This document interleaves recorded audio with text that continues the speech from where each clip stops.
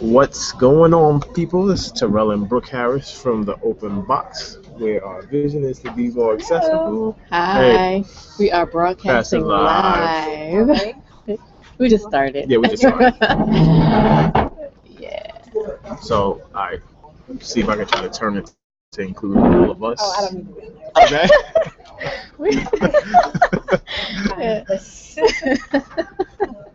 All right, so today's topic, we're doing a series entitled "Who is God?" And last week we actually talked about just a general idea of our thoughts of who God is and what God could be. And what I wanted to do is focus on one particular attribute that I kind of found intriguing today, which is God as fire. So the first thing I wanted to ask is, as it relates to the word fire, what's the first thing that comes to your mind? Don't say anything. I just want you to hold on to that. So as fire, what's the first thing that comes to your mind? All right, so the scripture, oops, I'm on camera. I have two scripture references. I have Matthew 10 and then Matthew 10:11 through, this is actually 11 and 12, and then Numbers 31:21 through 33. So Matthew 10 reads, I baptize you with water for repentance, but one who is more powerful than I is coming after me. I am not worthy to carry his sandals. He will baptize you with the Holy Spirit and fire. His winnowing fork is his hand, and he will clear his threshing floor and gather his wheat into the nari. But the chaff he will burn with unquenchable fire. So that's a little scary on that one as it relates to fire. And then Numbers 31:21 through 23 says, Eleazar the priest said to the troops who had gone to battle, this is the statute of the law that the Lord has commanded Moses, gold, silver, bronze, iron, tin, and lead. Everything that can withstand fire shall be passed through the fire, and it shall be clean. Nevertheless, it shall also be purified with water for purification, and whatever cannot withstand fire shall be passed through the water. So, as it relates to when we see God references or fire references in the Bible, oftentimes you'll see fire deals with fire, brimstone. So I don't necessarily want to focus on that piece because I definitely don't want to scare you, and I don't want to scare the people away from what we're doing. So I wanted to focus on the purification part.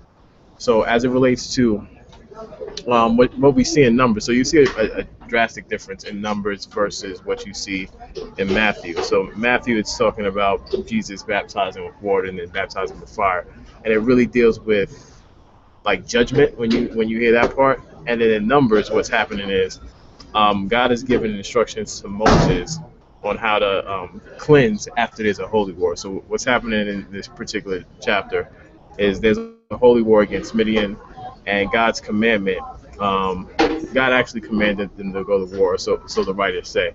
And after that, God lays out procedures for purifying humans and objects after the holy war, and it's outlined in that particular section which I read. And it says the purification is necessary because death defiles all participants in war, and contact with the dead threatens the holiness of the camp. So, as it relates to that, what I wanted to do is I want to show this quick video to talk about the benefits of fire. So we'll see. Hopefully, this works. Let me unplug this. So we'll do. Oh, here we go. All right, so I'll share the screen with you guys out there so you can see what's going on.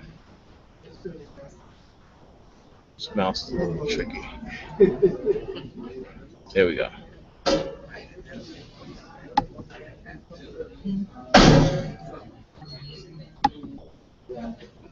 Right.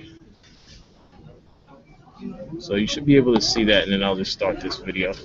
Hopefully you'll be able to hear the sound. The greatest gift that Mother Nature gave to mankind is rapid oxidation or fire. Fire is a crucial human advantage. Any kind of society began with the cooking of meat over flame. Our ancestors from hundreds of thousands of years ago would regularly encounter natural sources of fire. And They probably experimented with them. Very restless, curious, adventurous species, and they're probably several tens of thousands of years worth of burnt finger tips before humans figured out how to make fire do something useful. But when they did, it extended the daytime so they could see each other at night. It kept away predators. Fire does the following. It destroys harmful bacteria. It neutralizes toxins. It makes food taste better. And more importantly, it breaks down carbohydrates. So it increases the amount of carbohydrates going into the body. And these carbohydrates will have a major effect on the brain. It is the brain size that begins to increase from 1 million years ago when we have the first evidence of fire in humans to 100,000 years ago when modern humans came on the scene. When we started to cook around fires, that means groups had to gather together. They would pool their resources. And having to work together to gather that food and cook it was really the beginning of human society. Home and hearth are places of comfort, where we can seek food, mutual support from other people like ourselves. You know, the heat, the flame, the beginning of all conversations. Still, you know, flame attracts people to talk to one another. When you sit around a campfire as a group, you're creating basically the first school ever. Because storytelling is one of the best ways for groups to communicate. Storytelling was not just a comfort. Storytelling was the key to their survival. If we're looking at revolutions in human origins, control of fire must rank among the most important of them.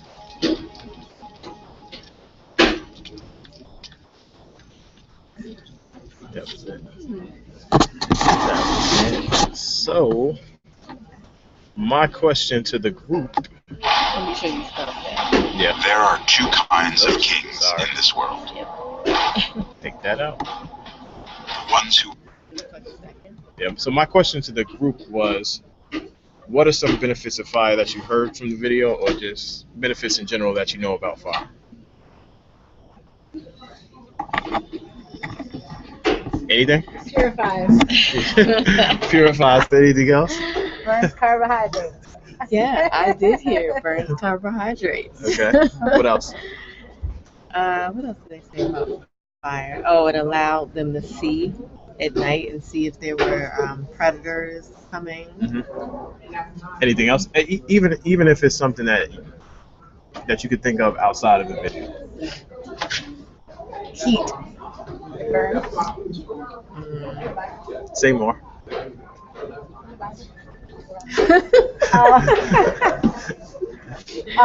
Me? Yeah, you said it burns. Yeah, what's good about burning? Well, in the case of things that need to be, again, purified, burning results in getting rid of toxins and things that are not necessarily good for you or good for whatever. Okay. So here's some other benefits that I got. Kills disease. As it relates to forest fires, they say not all forest fires are actually bad per se, but some of the research I was doing said that low intensity flames are actually used to clean away debris in the forest. So fires also use a lighter path. You said that in the ecology of the forest, fires remove foreign plants and foreign weeds. And those foreign plants and foreign weeds, they say, often compete with the animals and plants that actually live there. So fires are actually used to clear away things that actually don't belong there. And again, you said provides heat. Fire also burns fuel, and fire is also used for cooking. Mm-hmm. So the reason I wanted to point out that was the most helpful for cooking. But the reason I wanted to point out the quote unquote fire attribute of God, of course, we see in, I believe, Exodus, where Moses sees God or tributes a burning bush, or the bush that doesn't burn out to God. And then we also have Jesus, who was supposed to baptize and fire. I wanted to draw the comparison between things we need purified in our particular lives or things that actually have to be cleansed from us. So the question I have, which is going to be the basis of our discussion, is where is or has God worked? Where is God working to purify your life? And if God's already purified something in your life, how was that experience? Um, Can I take it a step back for a second? Yeah, go ahead. I guess my very basic question is I get all that we're saying and the scripture and everything, but do we even see God as fire? I would say the only time that I hear God as fire reference that particular attribute is when you have Meshach, Shadrach, and Abednego in the fiery furnace, and then a figure appears. And then oftentimes you get imagery or discussions or sermons based on God protecting you with the fire. Right. Yeah, but the reason why I asked is because, when you ask how has God, purified and everything, that's kind of viewing God as fire, but I don't know that I think of God in that way. Okay. Say more. I mean, I just don't. And that's not to say that that's not an attribute of God or anything, but I guess, I don't remember if it was last week or the week before, where we talked about the ways in which we describe God. Yeah. I never said anything like that. And I remember particularly saying, I didn't mention anything that could be perceived as strong or negative. Yeah. Because we had talked about, we briefly mentioned God as judge. Yeah. Like, we didn't even really go there. So when I think about fire, I don't know, I guess it's putting me at a pause to really consider. Yeah. Where I don't normally, even though it makes sense when you think about like forgiveness of sin or becoming clean and new. Like, I get it, but I just the phrase like a fire, like even being or even being molded, because oftentimes with fire. No, it's simple, but I'm just saying, just that word, I just never really connected. Or even when they talk about Jesus being the light. Oftentimes you see it as a flame or a candle or something like that. Right, and yet I still don't think of fire. I really don't. Like, when I think of light, I don't think of fire, even though it is true that it burns. It's a very subtle thing that my mind just didn't really go there about. Yeah. What about you? What do you think? Well, I tend to think of, when I compare like God or Jesus and fire, I think of a lot of Old Testament stuff. Yeah. So, and the fire is referred to as like a judgment tool. But I also think about when God went before the Israelites and burned everything in the path, like their enemies, to create a safe place for them to travel through. Is that the right thing? Wherever they were going. Yeah. Their journey. But I think now more so when I think of God as who I think God is, I don't necessarily think of, kind of like Brooke, of fire, mostly because we've seen so many damaging things that fire does. Yeah. So for me, I think it's probably a connotation thing. What you think fire is. Yeah. How you feel about fire. Right. Yeah, that's what I'm kind of getting like. I don't really think of it in that way. So I think the judgment piece we probably could talk about at another time, but even in terms of the molding and the shaping piece, I think oftentimes we go through things that we don't necessarily, maybe we attribute these things to God, but they're not comfortable. Right. But in the process of it not being comfortable, the outcome is usually something we want. Right. So like, say for instance, I could parallel this to the seminary experience, right? So when we talk about flames and things like that, it's usually uncomfortable. They break down things, and it seems like things are being disconstructed or destroyed, and then maybe there's some reconstruction after that, depending on how bad the damage is, right? So my particular seminary experience, what was happening for me is I had to figure out, or first what was happening is like all of my faith was being challenged, because then I realized that my faith was built on my grandmother's faith. I say this all the time. And then I realized, like, oh, wait a minute. Now I like they actually it's with seminary. It was like everything I knew or thought I knew was kind of scorched, and then something had to come out of that rubble or be rebuilt out of it. Right. I'm trying to think of anything else that relates. So even in the context of meeting you or before we met, terrible relationships, and to go through the experiences I went through, whether it was four of my friends getting married and then getting dumped right before. See, you laughing? That's not funny. It's not appropriate. That's not funny. That's not funny. It's not Yeah, funny. I mean, and it's not funny, but Not funny. there was a preparation there. You're cruel. You're cruel. Inappropriate laughter. So, for those who don't know, what happened is before I met Brooke, maybe about a year before I met Brooke, my ex broke up with me right before all of my close friends were getting married.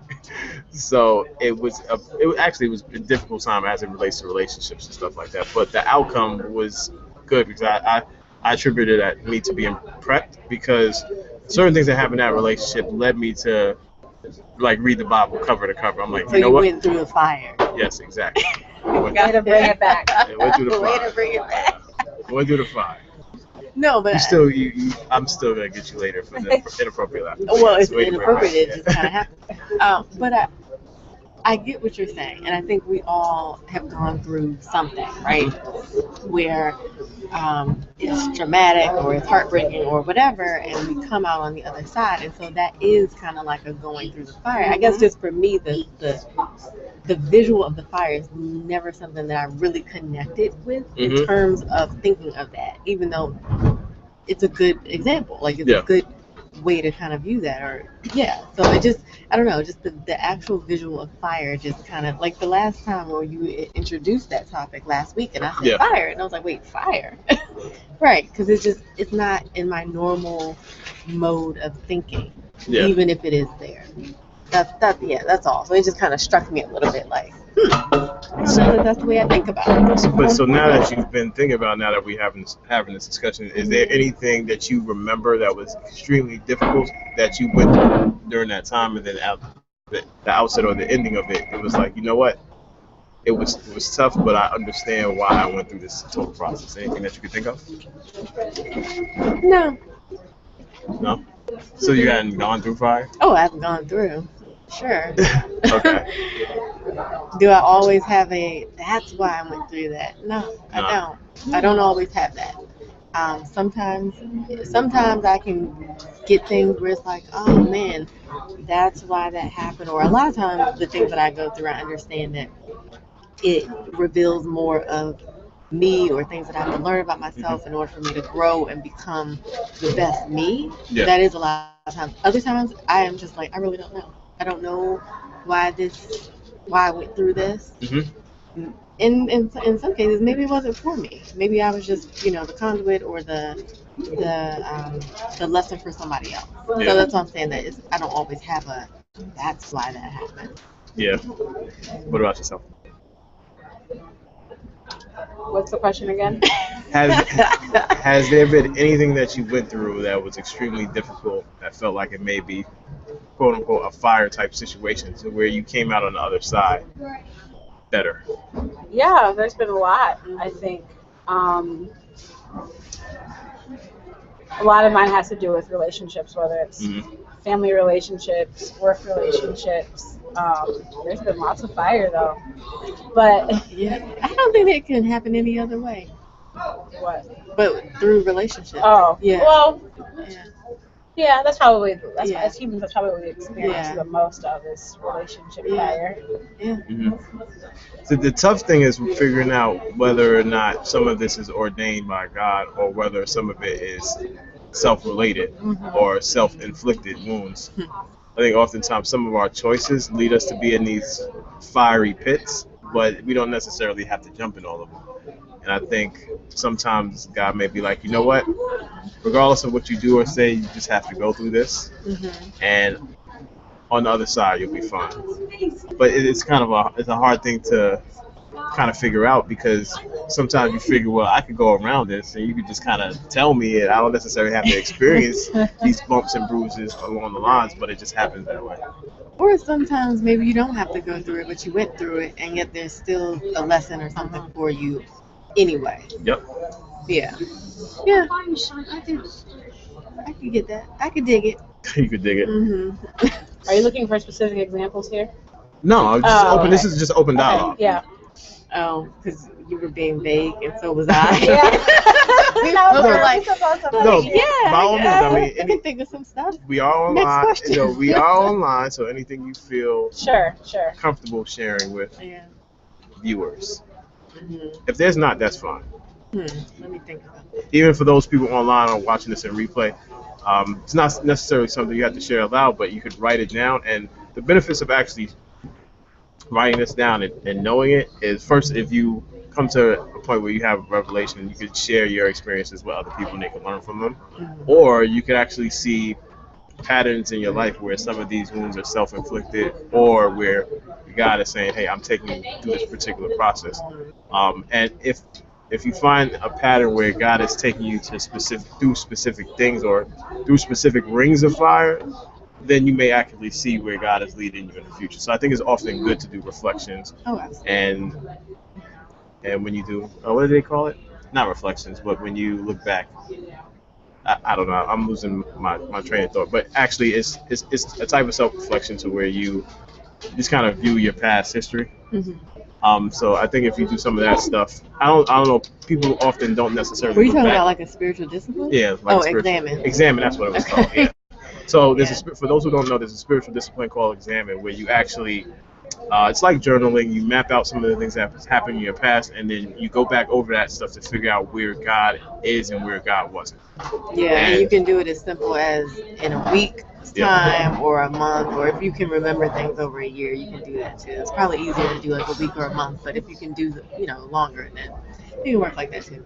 Yeah. All right. So what I want to do is show one last video to highlight some of the stuff we already spoke about. So do this. Hopefully this will work.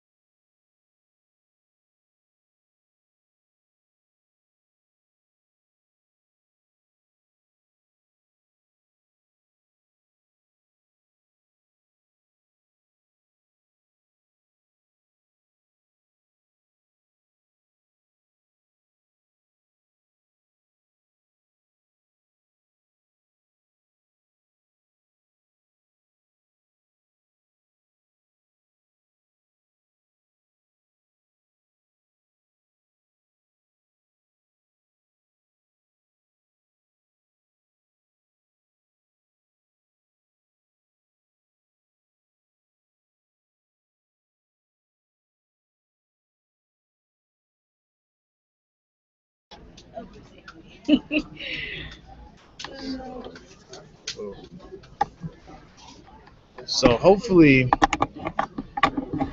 we'll go back and check the video. Hopefully you guys were able to see it. But Oh, I got a text that said it was not playing and there's no sound. Oh, sorry, guys. Sorry about that. All right, we thought so it was working. this is the Technical difficulties. Yeah, so we'll adjust it. But basically what it was is it was showing glass being molded, and it actually showed from the sand being rolled on a hot piece of iron.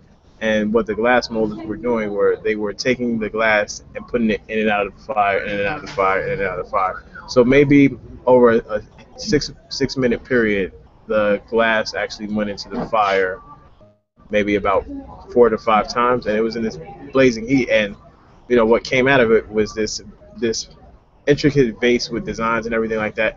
And what I wanted to do is show that to the audience, to the group, to actually draw the parallel between what we actually go through in life. So Right. oftentimes there's a consistent, or we may feel like there's a consistent in and out of the fire, and how it hurts, it feels bad, it feels difficult, but in the end we come out this beautiful glass vase or vase or cup or whatever trinket that we're being shaped and formed into. So I think sometimes we just have to trust the process, even though it's painful, it's fiery, and feel like we're getting burnt up.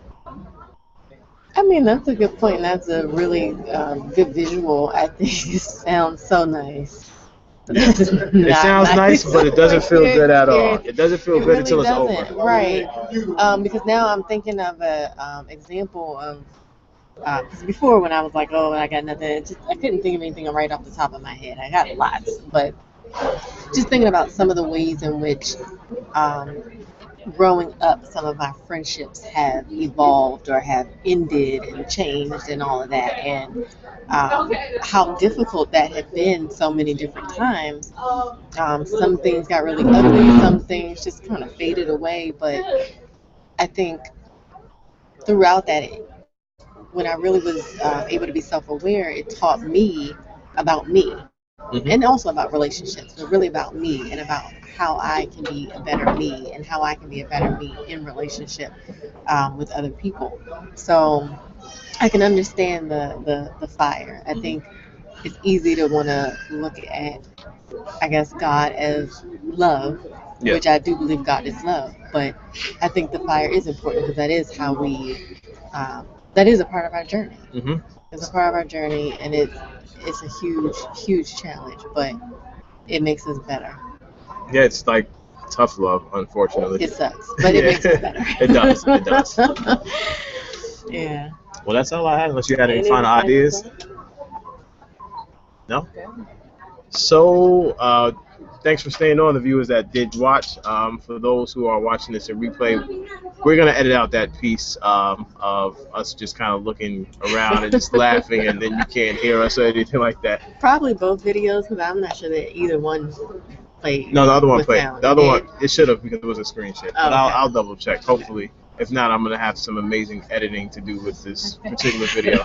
But I am Terrell Harris. This is Brooke Harris. We're from the Open Box. You can follow us on Twitter. And we also have Joe here too. Yeah. You didn't really see her. We'll be introducing her shortly. And thanks for coming out. You can follow me on Twitter at Mr. Terrell Harris. You can follow Brooke at Land of Brooke on Twitter.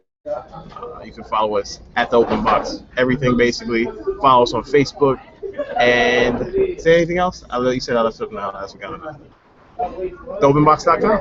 Subscribe to YouTube. And subscribe to our newsletter. But also, if you have any thoughts or comments on fire and what you've experienced and how you've experienced God in that way, let us know. All right. Peace and blessings. Y'all have a good one.